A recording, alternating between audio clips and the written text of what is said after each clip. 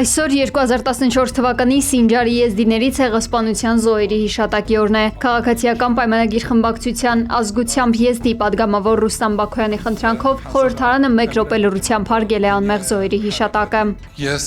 ուզում եմ խնդրել ձեզ, որ 1 րոպե լռությամբ հարգել Սինջարի եզդիների 2014 թվականի օգոստոսի 3-ի ցեղասպանության հիշատակը։ Բաքոյանի խոսքով 2014 թվականին տեղի ունեցած ցեղասպանությունը շարունակվում է մինչ օրս։ 2014 թվականին օգոստոսի 3-ին նույն այսօրը տեղի ունեցավ մի ողջ ազգի կոտորած այն է ցեղասպանություն 21-րդ դարում, եւ սա մեծ աղետ էր եզդիների համար, եւ այնինչ տեղի ունեցել 2014-ին դեռ շարունակվում է մեր օրերում, եզդի աղջիկները, կանայք, մեր մայրերը վաճառվում են արաբական շուկաներում եւ մինչեւ հիմա շուրջ 3000 եզդի կանանց ճակատագիր դեռ անհայտ է, տասնյակ հազարավորները սպանվել են, տասնյակ հազարավոր կանայք շուկաներում վաճառքի են ենթարկվել։ Մեր բոլոր ռեսուրսներով մեր աջակիցների հոծ բանակի աջակցությամբ պաշտպանելու ենք եկեղեցին, լրագրողների հետ զրույցում ասել է Ուժեղ Հայաստան դաշինքի падգամավոր Նարեկ Կարապետյանը։ Այն խոսքը, որը պետք է ասվեր ազգային ժողովում, ասվեց մեզ երեկ։ Երեկ տեղի ունեցավ 9-րդ գումարման ազգային ժողովի առաջին նիստը։ Անդրադառնալով ամբիոնից հնչած հայտարարություններին ու սոցիալական ցանցերում իրենց թիմի հասցեին հնչող քննադատություններին, Կարապետյանը նշել է, որ քաղաքականության մեջ նոր լինելը չի համարում բացասական հանգամանք։ Մենք նոր ենք, պետք է հասկանանք շատ իրավիճակներ, քանի որ մեր ոլորտային բոլորս ամեն մեկս մեր ոլորտի մասնագետն ենք, բայց քաղաքականության մեջ նոր ենք, ինչը չեմ ասում, սովորում եք դեռ։ Չի ասի, որ բացասական է մեզ նկարագրում։ Քաղաքականության մեջ նոր լինելը ավելի դրական բան է իմ կարծիքով, քան բացասական։ Երբ Ռուբեն Մխիթարյանը ձեռքերը բարձրացրեց։ Ուժեղ Հայաստան դաշինքի падգամավոր Ռուբեն Մխիթարյանը ազգային ժողովում իր ելույթի ավարտին դիմել է ազգային ժողովի նախագահի թեկնածու Ռուբեն Ռուբինյանին։ Պարոն Ռուբինյան, ամեն ինչ գնում է նրան, որ այո, դուք նշանակվելու եք, ընտրվելու եք ազգային ժողովի նախագահ, բայց դուք չեք լինելու ազգային ժողովի նախագահ։ Մխիթարյանն անդրադարձել է Ռուբինյանի նախորդ օրը հնչեցրած բարեկրթության վերաբերյալ հայտարարություններին, նշելով, որ իր համար այդ հասկացությունը ներառում է փոխադարձ հարգանքն ու պատիվը։ Եվ ամենակարևորը, բարեկրթության մասով։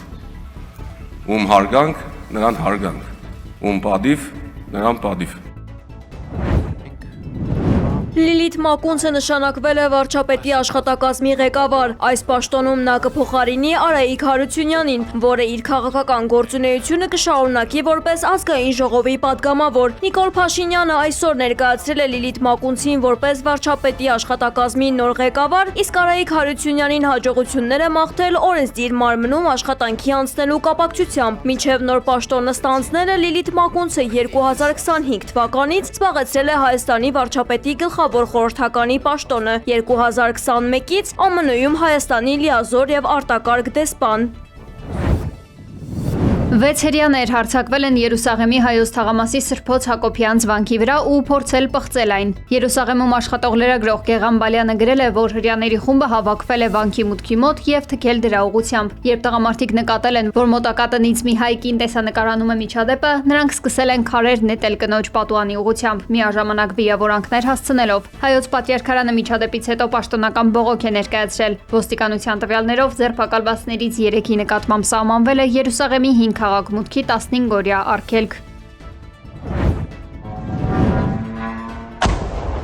Ուկրաինայի զինված ուժերը հարձակվել են Վլադիմիրի մարզի Վալդբերիս պահեստային համալիրի վրա։ Հզոր պայթյունին հաջորդել է հրդեհը։ Տուժածների մասին տեղեկություններ չեն հաղորդվել։ Անձնակազմը տարհանվել է, արտակարգ ծառայություններն աշխատում են դեպքի վայրում։ Միևնույն ժամանակ Ռուսաստանի Դաշնության պաշտպանության նախարարությունը հայտնում է, որ հակաօդային պաշտպանության ուժերը գիշերը երկրի օդային տարածքում խոցել են 131 ուկրաինական ԱԹՍ։ Ռուսաստանի զինված ուժերը Սև ծովում հարվածել են Ուկրաինայի զինված ուժերի համար բեռներ տեղափոխող 3 նավերի։ ԱՄՆ նախագահ Դոնալդ Թրամփը հայտարարել է, որ վերջին պահին չեղարկել է Իրանի դեմ լայնամասշտաբ ռազմական հարձակումը, որը իր խոսքով կլիներ ամենախոշորը երկրորդ համաշխարհային պատերազմից ի վեր։ Թրամփի պնդմամբ ռազմական գործողությունը դադարեցնելու խնդրանքով իրեն դիմել են Սաուդյան Արաբիան, Արաբական Միացյալ Էմիրությունները, Կատարը եւ անձամբ Իրանը։ Նախագահը շեշտել է, որ նախընտրում է խնդիրը լուծել գործարքով, այլ ոչ թե մարդկային զոհերով, սակայն նշել է, որ ԱՄՆ-ն պատրաստ է հարվածել ցանկացած պահի։ ԱՄՆ նախագահը նաև սպառնացել է նոր մաքսատուրքերով պատժել Կանադային, մեղադրելով հարևան երկրին անտառային հրդեհների դեմ անարդյունավետ պայքարի համար, որոնց ծուխը աղտոտում է Միացյալ Նահանգների հյուսիսային տարածքները։ ԱՄՆ Վաշինգտոն նահանգում անտառային հրդեհներն արդեն ոչնչացրել են ավելի քան 600 շինություն եւ մոտ 60,000 մարդ ստիպված է եղել լքել իր տունը։ Հրդեհները մոլեգնում են Սպոքեյն շրջանում։ Հանգստյան օրերին այնտեղ աճել են մինչև 21 քառակուսի կիլոմետր։ Նահանգի երկրորդ խոշորագույն քաղաքի։ Այստեղ բռնկված կրակը դեռևս լիովին վերահսկողության տակ չէ։ Ազգային գվարդիայի ստորաբաժանումներ են կանչվել հրդեհների դեմ պայքարելու համար։ ԱՄՆ զինված ուժերի եվրոպական հրամանատարության ղեկավարը զգուշացրել է Պենտագոնին, որ Իրանի դեմ ռազմական ճնշումը վտանգում է Իսրայելի պաշտպանությունը, հայտնում է The Telegraph պարբերականը։ Միջերկրական ծովի արևելքում հակաարթիլերային նավերի վերադասավորումն արդեն իսկ սպառազինության ու հզոր ռադարների լուրջ պակասուրդ է առաջացրել։ Ամերիկացի բարձրաստիճան զինվորականները կասկածում են, որ Վաշինգտոնն ունի բավարար հրթիռներ տարածաշրջանում երկարատև պատերազմ վարելու համար։ Այս ֆոնին նախագահ Դոնալդ Թրամփը հայտարարել է Թեհրանի հետ հնարավոր գործարքի մասին, թեև Պենտագոնը կոնգրեսից 87 միլիարդ դոլարի հավելյալ ֆինանսավորում է պահանջել։ Ռազմական այս գերծախսն ու ռեսուրսների սղությունը Վաշինգտոնին կանգնեցրել են սեփական բազաների եւ դաշնակցի անվտանգության միջև ընտրություն կատարելու բարդ խնդրի առաջ։